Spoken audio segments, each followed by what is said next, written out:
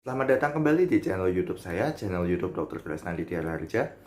Sebelum kita mulai episode kali ini, saya mau ingetin lagi buat kalian yang baru pertama kali menonton atau belum pencet tombol subscribe, jangan lupa kalian pencet tombol subscribe dulu ya.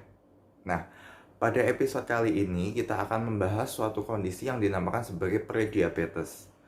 Prediabetes berarti diabetes kan kencing manis tuh. Nah, kalau prediabetes berarti kondisi yang sebelum terjadinya diabetes. Apa sih itu? Nah, kali ini kita akan bahas bersama-sama. Termasuk juga di dalamnya adalah pengukuran gula darah yang biasa dilakukan dalam kehidupan sehari-hari. Bagaimana menginterpretasikannya, bagaimana untuk mempersiapkan pemeriksaannya, kita akan bahas bersama-sama kali ini. Sebelum kita bahas mengenai prediabetesnya, kita bahas dulu nih tentang pemeriksaan gula darah. Jadi untuk pemeriksaan gula darah itu ada 3 jenis. Yang pertama adalah gula darah puasa, gula darah sewaktu, kemudian gula darah 2 jam setelah makan. Nah, untuk gula darah puasa merupakan gula darah yang diperiksa setelah puasa kurang lebih 8 jam, minimal 8 jam. Kemudian, untuk gula darah sewaktu berarti pemeriksaannya dilakukan tanpa puasa terlebih dahulu. Jadi ketika kita datang langsung diperiksa itu adalah gula darah sewaktu. Kemudian gula darah 2 jam setelah makan. Nah, gula darah 2 jam setelah makan biasanya merupakan suatu lanjutan daripada pemeriksaan gula darah puasa, di mana tadi sudah puasa dulu 8 jam minimal, kemudian dicek gulanya. Setelah dicek gula, kemudian dia akan diberikan larutan gula. Nah, larutan gulanya biasanya adalah 75 gram atau sekitar 1,75 gram per kilogram berat badan yang kemudian dilarutkan dalam 200 hingga 250 cc air. Nah, setelah itu, setelah diminum nih air gulanya, dia berpuasa lagi selama 2 jam.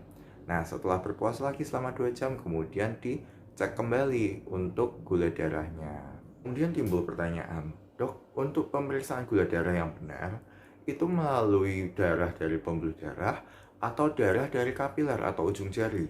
Nah, kembali lagi, tujuan diperiksanya itu untuk apa? Kalau untuk diagnosis, maka lebih diutamakan untuk pengambilan darah melalui pembuluh darah. Namun, kalau kalian tujuannya adalah untuk pemantauan, apabila misalkan nih sudah minum obat, kemudian ingin pemantauan berkala, itu bisa digunakan menggunakan yang ujung jari atau pembuluh darah kapiler. Nah, dok, tadi kan bisa diambil dari pembuluh darah vena atau pembuluh darah biasa dengan di ujung jari. Apakah nanti penafsirannya berbeda?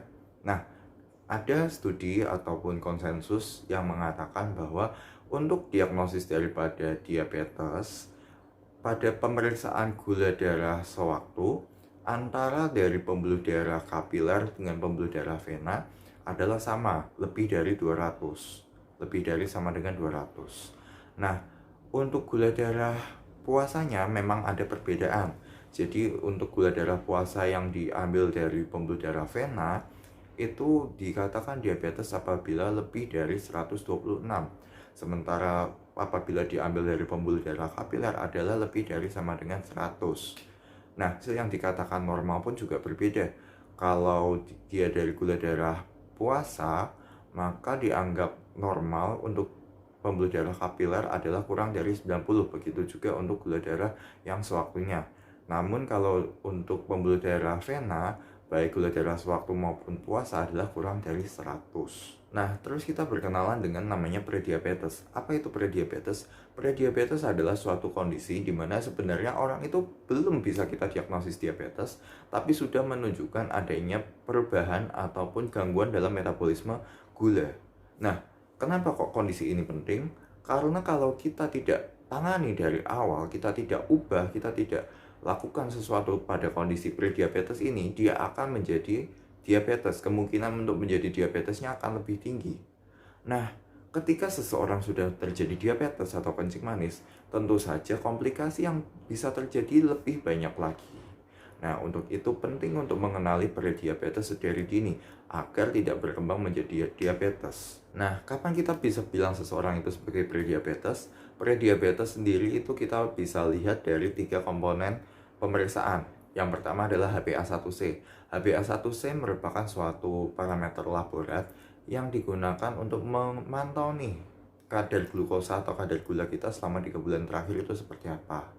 Nah, kemudian untuk yang kedua adalah gula darah puasa dan gula darah 2 jam pos makan.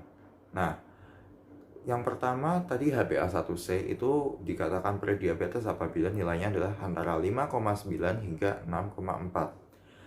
Nah, untuk yang pemeriksaan gula darah puasa dikatakan apabila dia prediabetes bila di antara 100 hingga 125.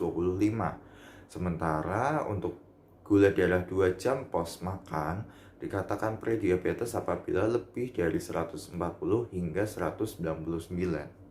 Terus ada yang menanyakan, dok sebenarnya mulai kapan sih kita lakukan screening untuk prediabetes ini?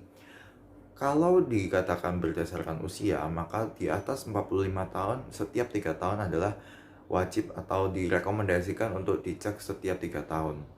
Nah, di bawah usia itu, apabila kalian memiliki indeks massa tubuh atau BMI, yang bisa kita hitung nih caranya adalah berat badan kalian dalam kilogram dibagi dengan kuadrat tinggi badan kalian dalam meter. Nah, kalau hasilnya lebih dari sama dengan 23, ditambah ada riwayat misalkan kalian jarang beraktivitas fisik, maksudnya olahraga, kemudian ada keluarga dekat kalian yang mengalami diabetes, kemudian ada riwayat penyakit jantung pembuluh darah atau kardiovaskular, kemudian ada riwayat trigliserid yang cukup tinggi, maupun pada wanita memiliki riwayat PCOS, kemudian kayak memiliki hipertensi, maka juga disarankan untuk 3 tahun sekali melakukan pengecekan untuk prediabetes ini. Dan apabila kalian sudah mengalami, ternyata hasil pemeriksaannya sudah prediabetes, maka dianjurkan untuk memeriksakan kadar gula darah kalian setiap setahun sekali untuk mengecek perkembangannya apakah sudah mengarah ke diabetes atau belum. Bagi kalian yang setelah dicek ternyata kok prediabetes, kalian jangan berkecil hati. Jadi kalau kalian sudah terdiagnosis prediabetes, kalian tetap bisa melakukan modifikasi gaya hidup dengan melakukan olahraga lebih rutin, kemudian menjaga makanan untuk tidak mengkonsumsi terlalu banyak karbohidrat, dan jangan lupa periksakan kondisi kalian secara berkala kepada dokter. Nah, apakah prediabetes itu harus minum obat? Pada beberapa kondisi, obat-obatan dapat diberikan pada orang-orang dengan prediabetes untuk mencegah perkembangan prediabetes menjadi diabetes. Nah, jadi jangan lupa tetap periksakan diri kalian ke dokter. Bagi kalian yang, wah hasilnya masih baik nih, jangan terlalu senang nih. Tetap ingat periksakan diri kalian, screening setiap 3 tahun sekali, dan tetap harus hidup sehat, tetap berolahraga rutin, dan kontrol makanan kalian. Nah, tadi merupakan bahasan kita pada episode kali ini ya. Jadi kita tadi udah berkenalan sama kondisi yang namanya prediabetes, dan pemeriksaan gula darah beserta penafsirannya atau interpretasinya. Nah, buat kalian yang memiliki kritik, saran, ataupun pertanyaan mengenai gula darah, diabetes, maupun penyakit-penyakit lainnya, bisa banget kalian komen di bawah ini maupun mendirect message saya melalui Instagram pribadi saya. Nah, bagi kalian yang belum pencet tombol subscribe, jangan lupa pencet tombol subscribe. Dan apabila kalian menyukai video ini, jangan lupa pencet tombol like. Oke, kita akan kembali lagi di minggu depan dengan bahasan-bahasan yang lebih seru dan lebih kena nih ke kalian. Jadi jangan lupa tetap pantengin video-video saya selanjutnya.